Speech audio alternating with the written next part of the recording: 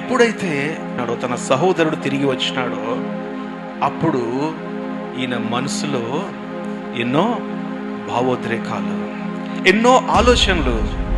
పెద్ద కుమారుణ్ణి నేను ఇక్కడ ఉండగా నా తండ్రి ఒక్కరోజు కూడా నన్ను పిలిచి, కుమారుడా నాతో ఉన్నావు, నువ్వు ఇన్ని రోజులు నాతో పాటు పనిచేస్తా ఉన్నావు, నా కొరకు సహాయం నువ్వు పనిచేస్తా ఉన్నావు, నా యొక్క కుటుంబ వ్యవస్థని నువ్వు ముందుకు తీసుకొని వెళ్తున్నావు, నా లెగసీ ఫ్యామిలీ సిస్టమ్ని కల్చరల్గా నువ్వు ముందుకు తీసుకొని వెళ్తున్నావు, శభాష్ నా కుమారుడా అని ఒక్కనాడు కూడా నా తండ్రి నన్ను అనలేదే. దుర్వ్యాపారం చేస్తానంటే నా తండ్రి ఆస్తిని పంచి ఇచ్చినాడు, వేశ్యలతో సహవాసం చేస్తానంటే నా తండ్రి ఇచ్చినాడు. అంత దుర్వినియోగపరిచి తిరిగి వచ్చిన తర్వాత కూడా తమ్ముడిని చేర్చుకున్నాడే. ఒక్కనాడన్నా నా తండ్రి నన్ను ప్రశంసించినాడా?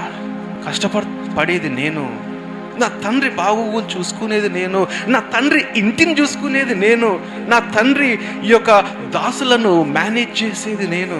తండ్రికి కష్టం వచ్చినా నష్టం వచ్చినా ఆరోగ్యం సహకరించకపోయినా దగ్గరుండి చూసుకునేది నేను.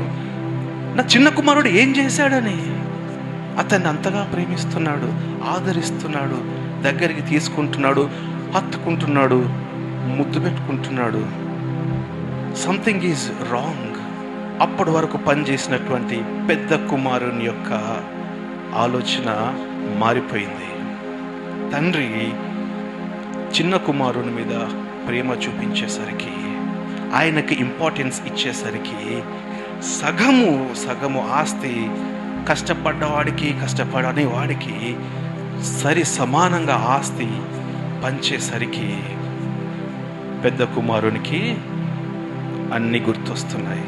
తన సొంత తండ్రి ఇంటిలో తన బాధ్యతగా చేసేటటువంటి ఆ యొక్క విధి ఇప్పుడు ఆయనకి భారముగా మారిపోయింది. Now he is feeling that burden of his own responsibility.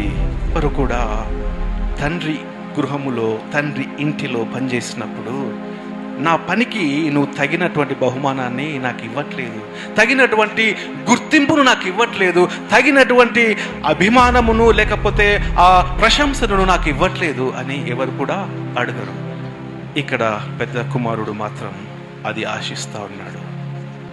తాను చేసేటటువంటి బాధ్యత, నిర్వర్తించే బాధ్యత ఇప్పుడు భారంగా అయిపోయింది. The duty or the responsibility has become a burden